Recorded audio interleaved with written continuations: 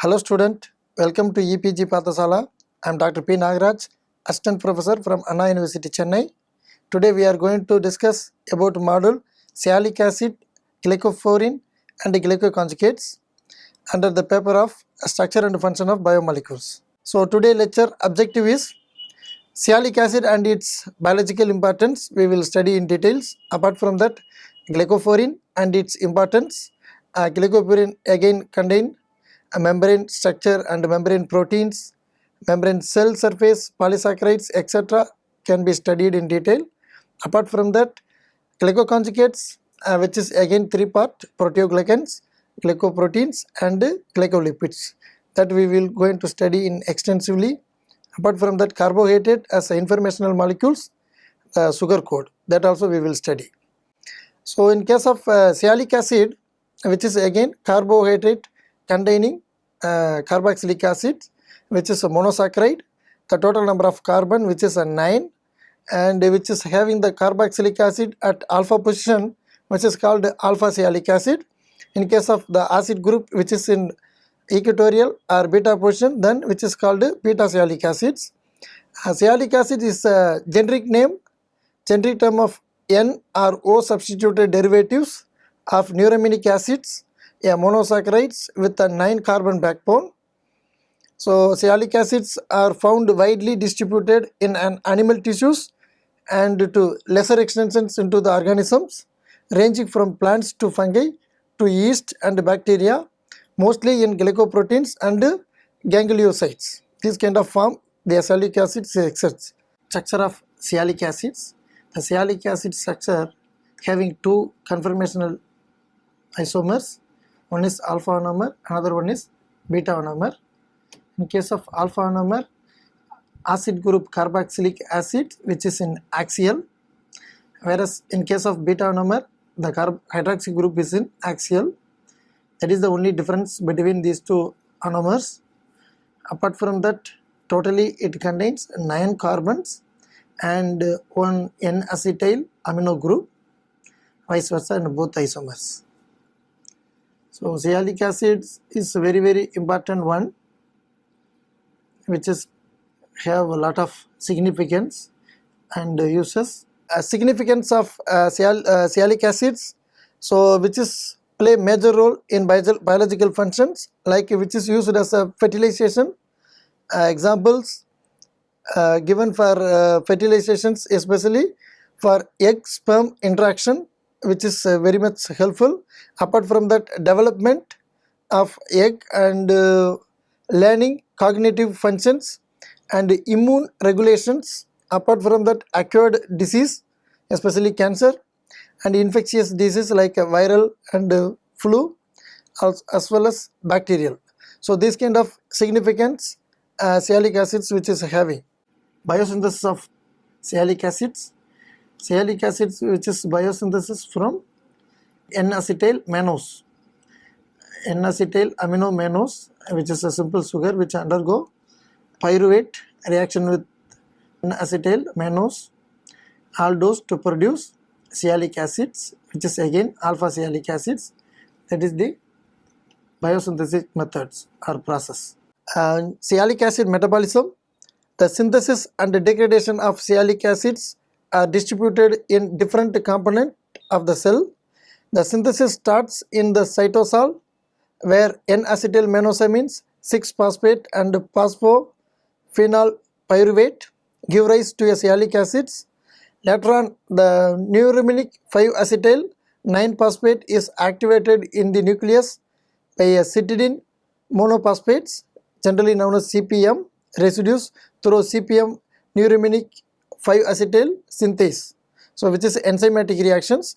Although the linkage between sialic acids and other compounds tend to be alpha binding, this specific one in the only one that is this beta linkage. So this is the two types of linkage, which is alpha and beta based on the carboxylic acid present in the C1 position. If it is axial, that is called alpha linkage, whereas if it is equatorial, it is beta linkage. Mostly that acid group which involve most of the reaction to compare to hydroxy group. That is the beauty of sialic acids.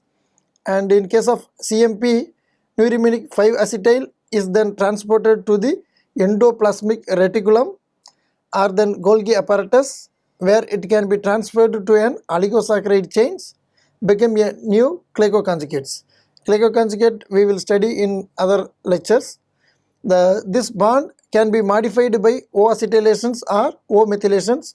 That means the hydroxy group, the hydrogen which is replaced by either methyl or acetyl group, when the glycoconjugate is mature, it is transported to the cell surface.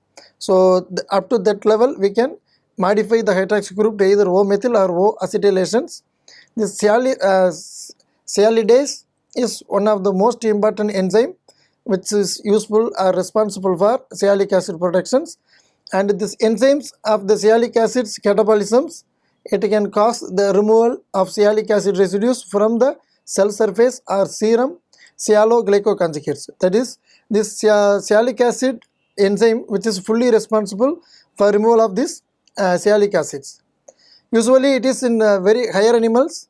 The glycoconjugates that are prone to be degraded are captured by endocytosis. After the fusion of the latter endosome with the lysosome, lysosomal sialidase removes sialic acid residues. The activity of the sialidase is based on the removal of O-acetyl group. That means the hydroxy group which is having O-methyl or O-acetyl, that if it is cleaved to that methyl or acetyl group, that function is over. Free sialic acid molecules are transported to the cytosol through the membrane of the lysosome. That can be recycled and activated again to form another nascent glycoconjugates molecule in the Golgi apparatus. That means the protected form which will be again converted to unprotected form, which will again come to recycle and which will undergo the biological reactions. Sialic acids can also be degraded to the acylmanosamines and pyruvate with the cytosolic enzymes, acyl neuraminate lyase. So this is the enzyme which is responsible for that particular reactions. Some severe diseases can depend on the presence of or absence of some enzymes related to the sialic acid metabolisms. Sialidases would be an example of this type of disorder. Sialidases is a kind of disease that is responsible for this kind of disorder, and sialic acids are related to some disease observed in humans also. SALA disease, that is, SALA disease is an extremely rare illness which is considered the mildest form of the free sialic acid accumulation. Disorders through its childhood form is considered an aggressive variant, and the people who suffer from it have mental retardation. That is, sialic acid which is a free form, normally which is a protected form which won't be harmful like a methyl or acetyl protection. Suppose which is a free form, the free hydroxy group and acid group, that is responsible and it will accumulate in the body, that will give mental retardedness. That means you will not keep your mental you can't focus anything. That kind of retardedness will be there using free sialic acids. And moreover, sialic acids and the influenza virus, when a certain influenza A virus is recognized by sialic acid receptor, the cell tends to endocytosis the virus so that the cell become infected. So what will happen? The cell will get endocytosis, so the virus will not go and attack the cell. Such a way it can protect the cell also. Sialic acid and which is act as a immune producing agents. Sialic acids are found at all cell surfaces of vertebrates and some invertebrates, and also at certain bacteria that interact with vertebrates. So this all three types, vertebrate, invertebrate, and interact with other vertebrate, everything having the cell surface which is sialic acids. Many viruses and some bacteria use host sialylated structure as a target for binding and recognitions. Viruses that binds sialic acid via a hemagglutinin usually express a sialidase, that is enzyme, that catalyzes the hydrolysis of the terminal sialic acids of host cell receptor and confers valence for the newly formed virions. That means that the hydrolysis is a very important, that is sialase enzyme which will involve this kind of hydrolysis. Another class of important carbohydrate moiety, which is a glycophorins, which is act as a cell membrane, and this is structured with many cell functions. It is act as a barrier to toxic molecules. It helps accumulate nutrients. It carry out energy transductions. It facilitates cell motions. It assists reproductions, and it modulates signal transductions and mediates cell-cell interactions. These are all very important functions which is done by glycophorins, which is also known as cell membranes. Spontaneously formed lipid structure, which is hydrophobic interactions. All very few lipids exist as monomers. Monolayer arranged lipid tails in the air. Micelles bury the nonpolar tails in the center of the spherical structure. Micelles reverse in nonpolar solvents. So these are all the spontaneously formed lipid structure. So motion in the bilayer. So lipid chains can bend, tilt and rotate, and the lipids and proteins can migrate or diffuse in the bilayer. That means the protein bilayer, the lipid can either bend or tilt or rotate, or it can diffuse depend upon the situations. And Frey and Edison proved this for proteins using fluorescent labeled antibodies. So this kind of lipids either bend, tilt, rotate or diffuse, this kind of activity can be identified using fluorescent labeled antibodies. If you label fluorescent, what will happen? If you can measure the emissions, you can easily observe what will happen. Either the lipids can diffuse, bend, tilt, all these things. Lipid diffusion has been demonstrated by even NMR and EPR. NMR is the nuclear magnetic resonance, EPR is electron paramagnetic resonance. Both the techniques can be used for lipid diffusions, can also by fluorescence measurement. So people recently got Nobel Prize because of this fluorescence. Using that, we can easily measure how the lipid diffusion can occur in the body. Apart from that, there are membrane or asymmetry. That means proteins, which is lateral asymmetry and lateral asymmetry of lipids. Protein, lipids, both two we can combine. Proteins can associated and cluster in the plane of the membrane. They are not uniformly distributed in many cases, because whatever the protein available in body, that should not be same size, or that should not be uniform size. Even the distribution also, which is not in uniform, it may disperse, or the size will vary and the distribution will vary depend upon the body condition. Even lateral asymmetry of lipids can cluster in the plane of the membrane. They are not uniformly distributed. Similarly, like protein, lipids also not distributed in uniformly, which is distributed in randomly. Membranes are asymmetric again. Asymmetric means the uniform distribution, means it is not present in uniform distribution entire the body, as well as it is not present uniform size also. Lateral, we have seen another way, which is we can classify transverse asymmetry of proteins. Mark and Birchers showed that N terminus of glucophorin is extracellular, whereas C terminus is intracellular. That means you see N terminus, which is N-terminal amino acids, C terminal, which is C-terminal amino acids. Both are in two different forms. The N, which is extracellular, whereas C, which is intracellular in case of transverse asymmetry. Similarly, transverse asymmetry of lipids in most cell membranes, that the composition of the outer monolayer is quite different from that of the inner monolayer. So the ratio of the concentration, which is varies from outer layer to inner layer, that kind of variation will make the big difference. So either transverse way, otherwise lateral way, both the way, which is always the membrane cell which is asymmetric. Why? Because the distribution as well as the size, which is not uniform in the body. Philipases, which is again a kind of enzyme. Lipids can be moved from one monolayer to other by Philipase proteins, and some Philipases operate passively and do not require an energy source. Other Philipases appear to operate actively and require the energy of hydrolysis of ATP. That is nothing but hydrolysis of adenosine triphosphate, which will undergo hydrolysis, will produce adenosine diphosphate and adenosine monophosphate, etc. This active philipases can generate membrane asymmetries. So philipases nothing but which is a protein based moieties, like it is enzyme which will removed by from the monolayer of other lipids. Membrane phase transitions, that means membrane which can undergo phase transition from one another. The melting of membrane lipids, which is also called, and below a certain transition temperature membrane lipids are rigid and tightly packed. So if you vary the temperature, we can change the physical as well as chemical properties of the membrane. The above transition temperature lipids are more flexible and mobile. So in case of membrane lipids at particular temperature which is rigid and tightly packed, if you change the temperature above transition level, the lipids are more flexible and mobile. The transition temperature is characteristics of the lipids in the membrane.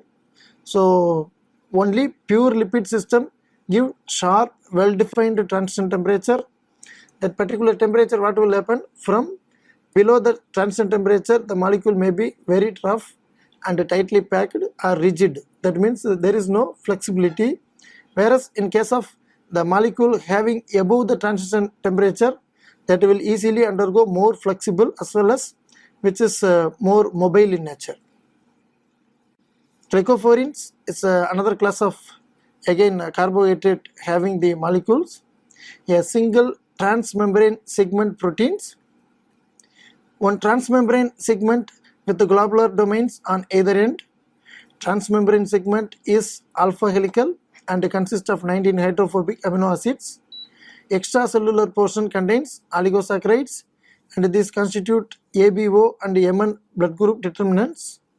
Mark Betchers, so the glycophorin was transmembrane proteins, so which is again act as a cell bilayer which will undergo this kind of membrane like structure.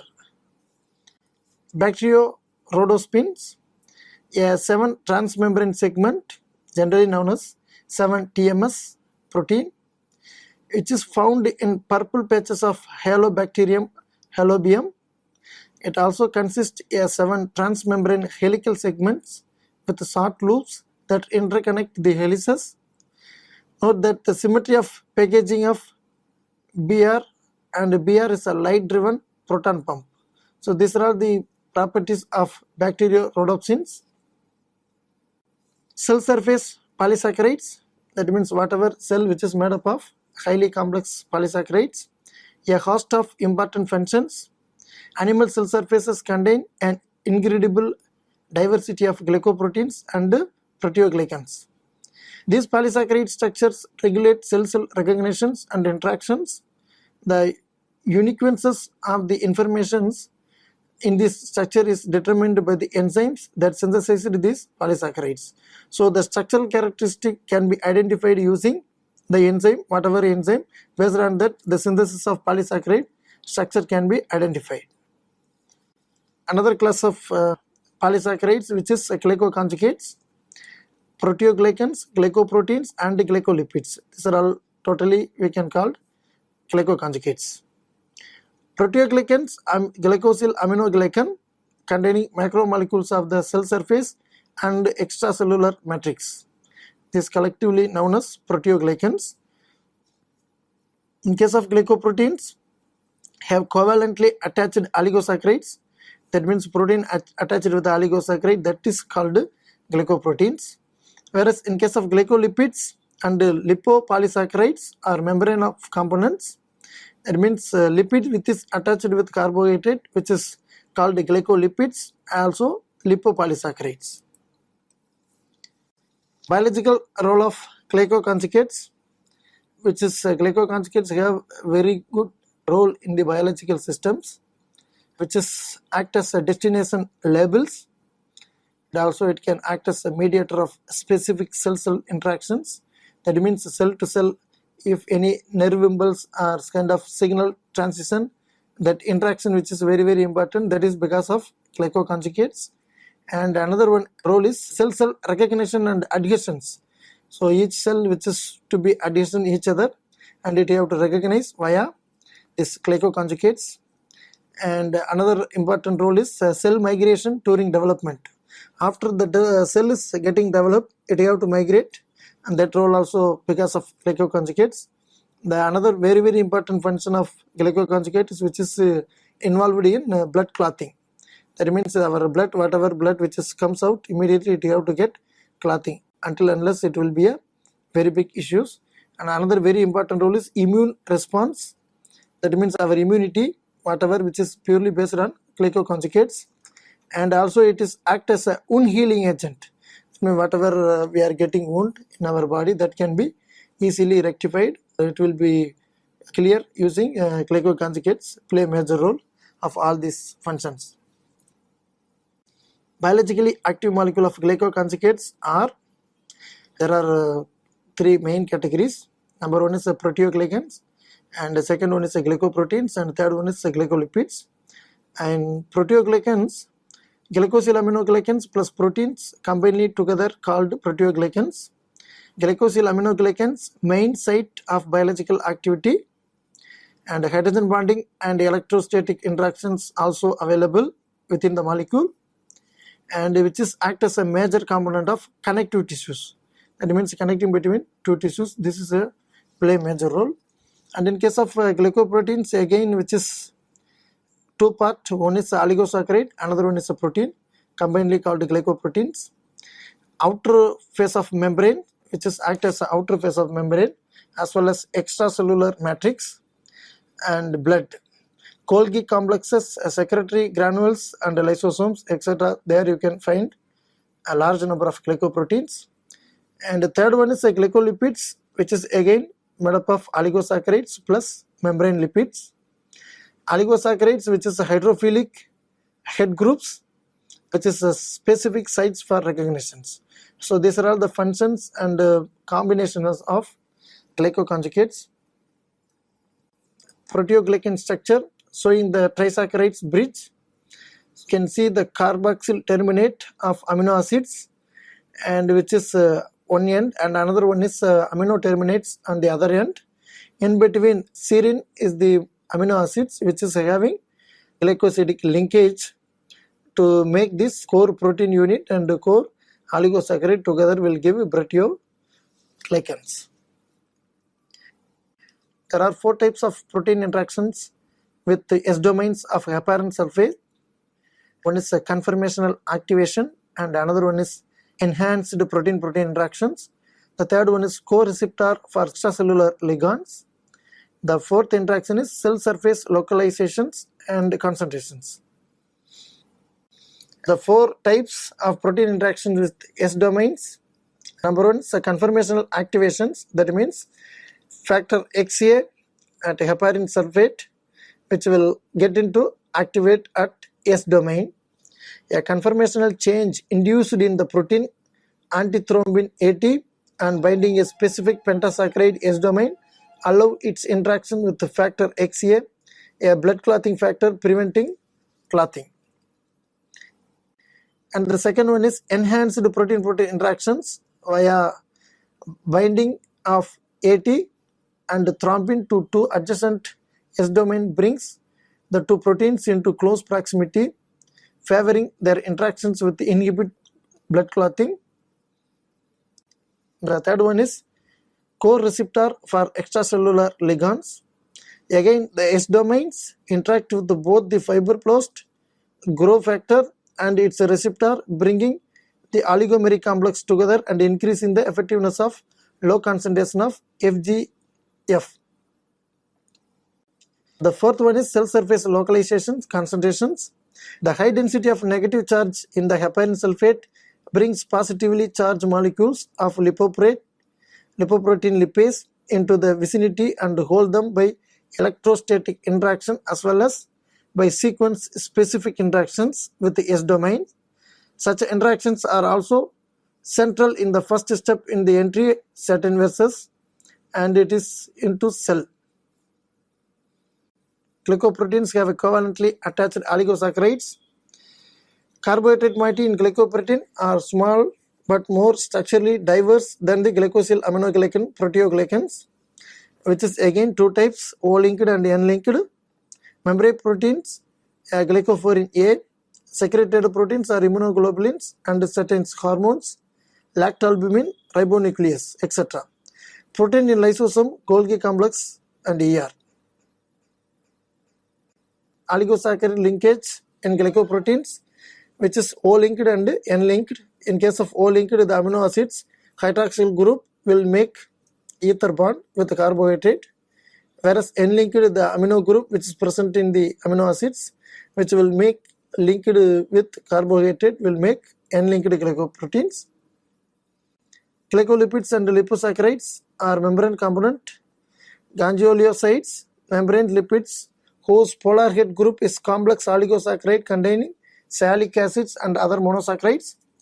Blood group type determinations, identical oligosaccharide moieties as those found in certain glycoproteins also are blood group type determinants.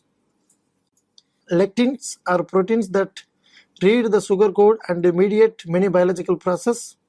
Lectin is a protein that bind carbohydrate with high affinity and specificity, cell-cell recognition, signaling, adhesion process, and intracellular targeting of newly synthesized protein. Useful reagents for detecting and separating glycoproteins with different oligosaccharide moiety. Lectins are proteins that read the sugar code and mediate many biological processes. Lectin receptor of peptidized peptide hormones. Asiological proteins receptors, mechanism for removing old erythrocytes, and selecting cell-cell recognition and adhesions. Lectins of microbial pathogens mediate bacterial adhesion to the host cell and treatment chemically synthesized, and its mediate toxin entry into host cells. Examples given are cholera toxins and pertussis toxin. Lectins acting intracellularly. Oligosaccharides containing mannose 6-phosphate marks newly synthesized protein in the Golgi complex for transfer to the lysosome.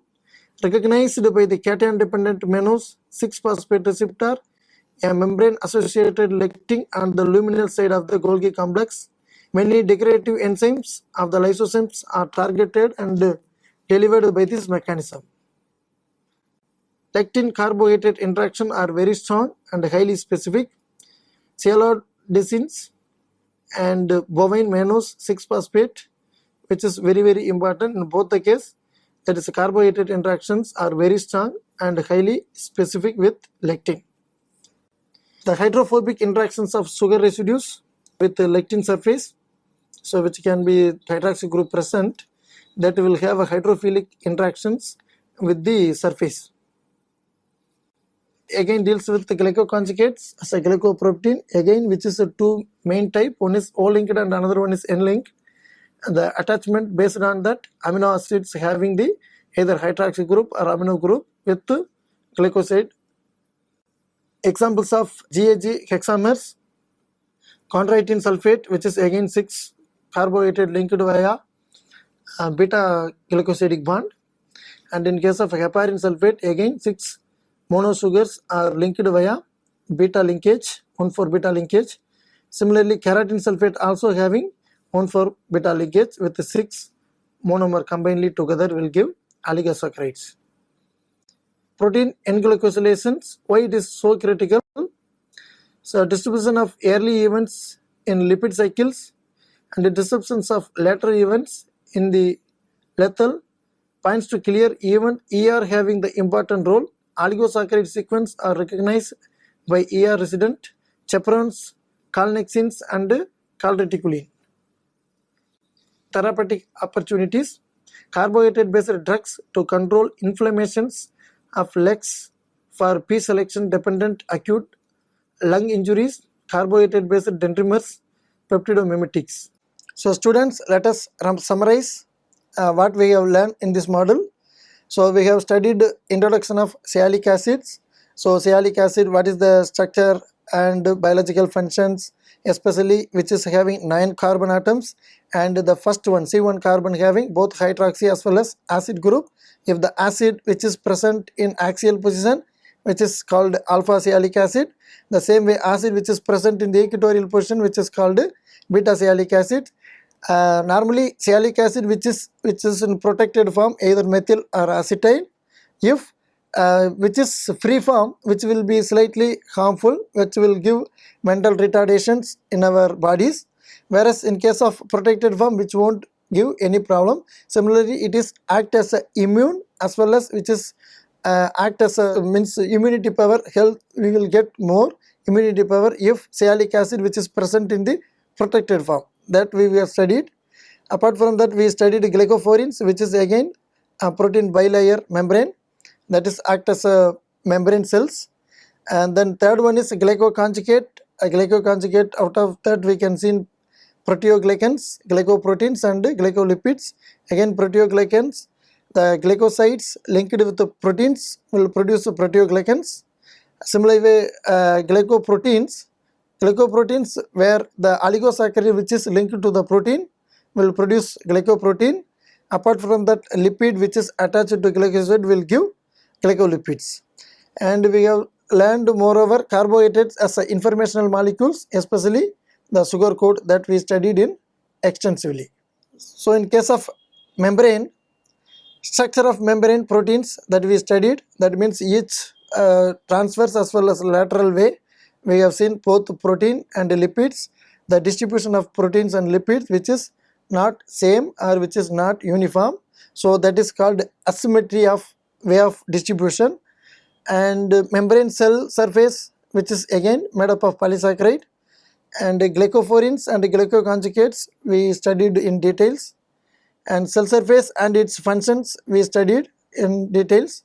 Apart from that, glycoproteins and proteoglycans also we studied, structure and function etc. we studied in detail.